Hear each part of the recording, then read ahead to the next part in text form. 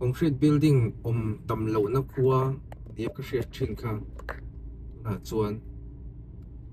ei tian concrete in akhir suk to me a thiltlang te pangzol te rupui te etiang hian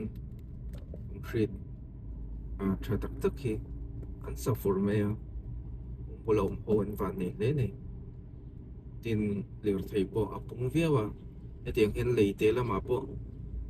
lir thei te apung na sa khuate takte ni thin kha khuate tu na chuan in le lo tha tak tak na wa lo ni ta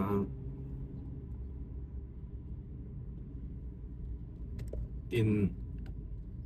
thial khopui extend na tan po rem takani helap pang site hi chu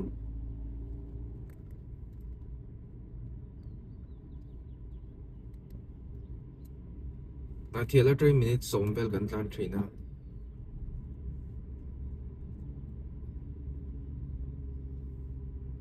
etian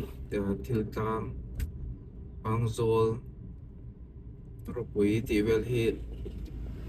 som borvel tlan som atang som panga borvel tlan hi ania ei tumso na thiala tangin darkar khat borvel darkar khat thunglo deute tlan theini kong thata na sirin tun makhan skutin ka kala kong ria khan darkar tivel ding ka hria ka tlana tunai hian chuan manina ngam chuan 60 le chunglam kon atlan thei viawa average ang dewa kan tlan na ber kan man hi 60 bor vela po ada thei kung wala kan down leka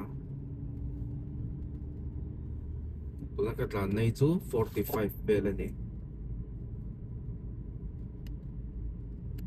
chakran lo ko mai